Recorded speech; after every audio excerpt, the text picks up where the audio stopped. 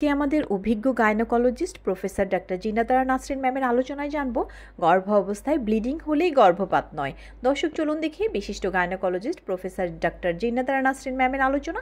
তার আগে দর্শক গর্ভ অবস্থায় বিভিন্ন গাইনোকোলজিস্টদের এমন আরও অনেক গুরুত্বপূর্ণ টিপস অ্যাডভাইস পেতে করসেল বাংলাদেশ ইউটিউব চ্যানেলটি সাবস্ক্রাইব করুন। দর্শক প্রফেসর ডাক্তার জিনাতারা নাসরিন ম্যামের কাছে শুনবো গর্ভ অবস্থায় ব্লিডিং হলেই গর্ভপাত নয়, বিস্তারিত।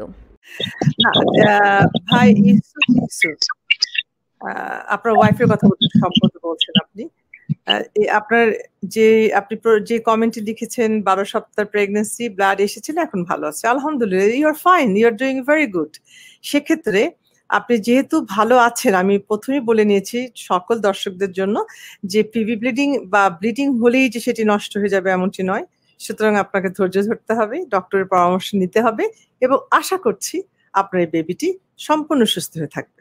আমরা আপনাদেরকে অনুরোধ করতে চাই, আপনারা আমাদের এই ভিডিওটিকে একটু বেশি বেশি করে শেয়ার করে দেবেন এবং আমাদের এই ভিডিওটি শেয়ার করে আপনার টাইমলাইনে রাখবেন, কারণ আপনার এই শেয়ারের মাধ্যমে হয়তো অনেকেই অনেক কিছু জানে না, তারা জানার সুযোগ পাবে, দেখার সুযোগ পাবে। এবং আমাদের অনেক দর্শক আছেন যারা আমাদের ইউটিউব চ্যানেলটিকে সাবস্ক্রাইব করেননি, আমাদের এই ইউটিউব চ্যানেলটিকে সাবস্ক্রাইব করবেন, কারণ আমরা পরবর্তী লাইভগুলো ইউটিউব থেকে সরাসরি সম্প্রচার করব।